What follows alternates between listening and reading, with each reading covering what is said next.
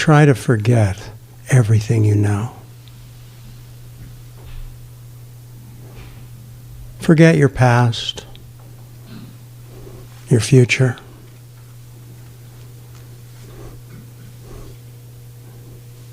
Your beliefs.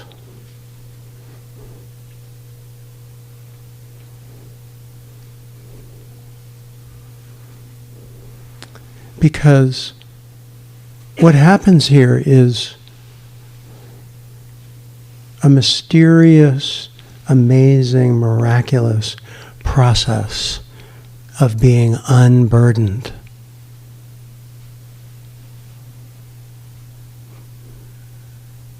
Lightening up. Enlightening. Literally. So that the light that you are actually can shine.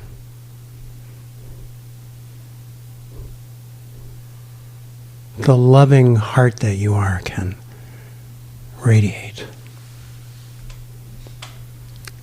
And you can be happy. Unconditionally happy. And have a good life. So forget about enlightenment and awakening and blah, blah, blah.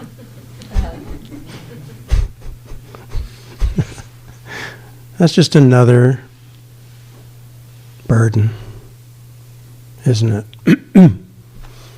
Because what we all are, fundamentally, is awake, is pure, alive consciousness, pure energy. That's just what we fundamentally are. That's what life is. So what we're doing here is literally realizing our full aliveness. We're not trying to get perfect. Well, maybe. That's a big burden. And it only gets heavier and stiffer until it becomes like rigor mortis. No, the other good news is you get to be human. Imperfect, broken, whatever, unfulfilled, and you can still be happy. What do you think? Yeah. You know, when they talk about the perfection of being, that's a description of from pure presence. It's a beautiful, poetic, true description. But not to be confused with our human condition, which, let's face it, is not perfect. Not only that, life is unpredictable and it's changing all the time. So we can't control that.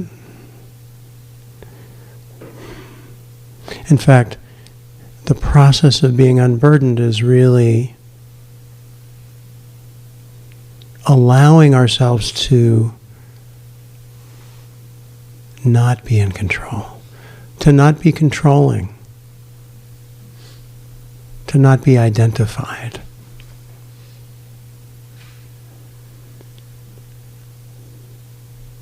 Our true nature is free of identification. It doesn't mean you can't,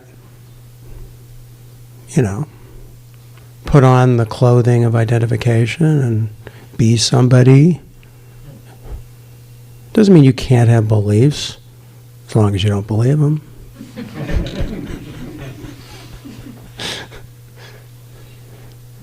It's fine to do drag. Human drag. But don't let it fool you. Because when you touch the truth, and you all have, I know that, at least a little, or a lot, you know that it's a lot more than just this presentation of our conditioned self.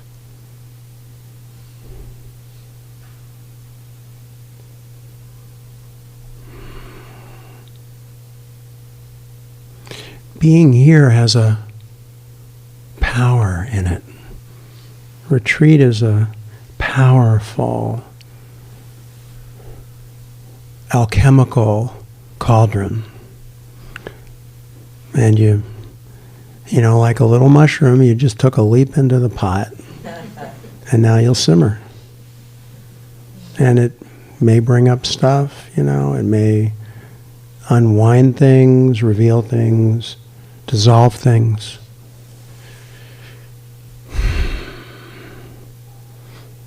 Don't worry about it too much. Just ride it. Just ride the waves, if you can. When you get knocked off your surfboard, you know, just get back on. Just get back on.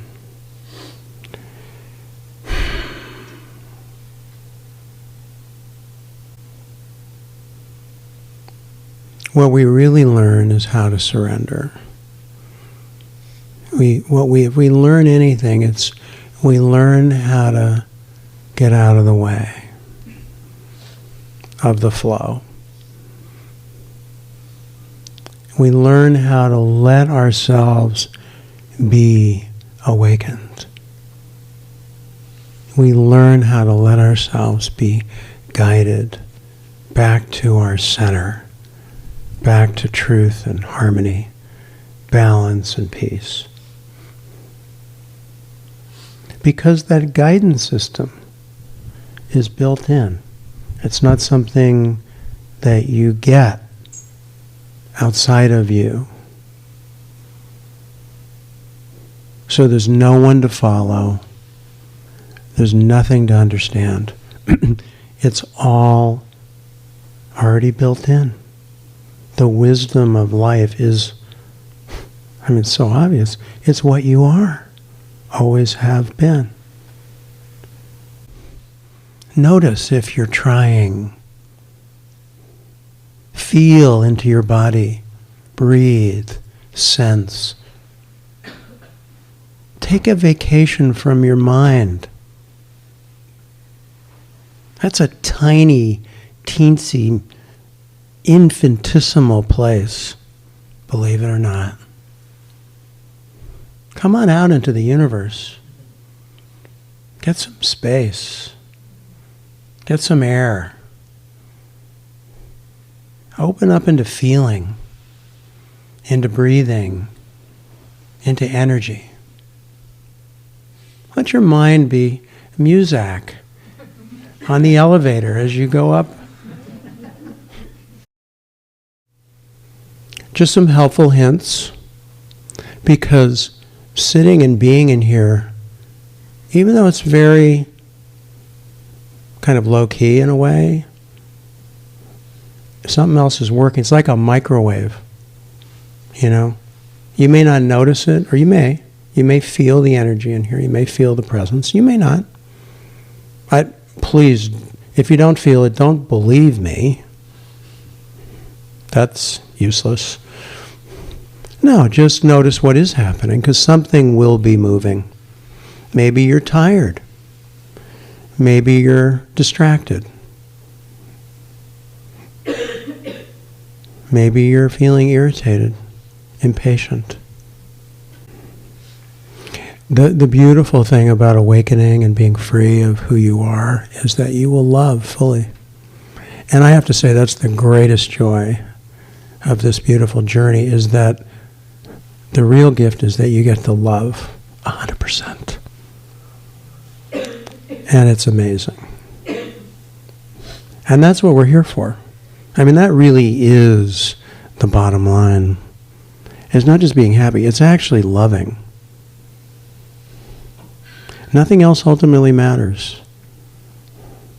Not who you become or how much you made or what you invented or... those are all cool. That's all fine. But it's ultimately, are you connected? Or are you disconnected? Because when you're connected, you're loving. And maybe it's just loving being this moment, or enjoying the beautiful warmth in the courtyard and the fountain and the flowers. Or just loving that you don't have to do the dishes for a couple of days. Or cook. You can just go and serve up some great food. As I said to the head chef, who I love, Sarah, I said, basically we just come here to eat. I said, we sit around in between the meals, just killing time, waiting for the next meal. That's basically why we're here. She smiled. Actually, I don't have to say a word all weekend. I could just sit here, we just sit together, and it would still work. Like in Molokai, we just had a wonderful retreat, amazing in Molokai.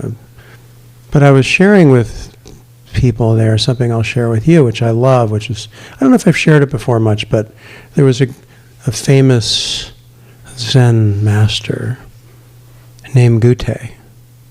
Did you ever hear of him? And he didn't say much. He didn't say anything. He would just lift his finger when someone was connecting.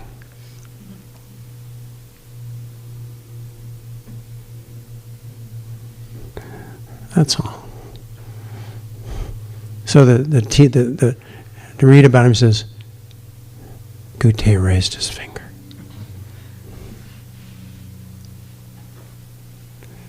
That's it. It's just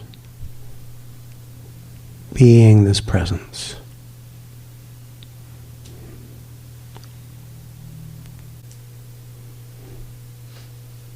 When you're connected, you're happy. Period. That's all.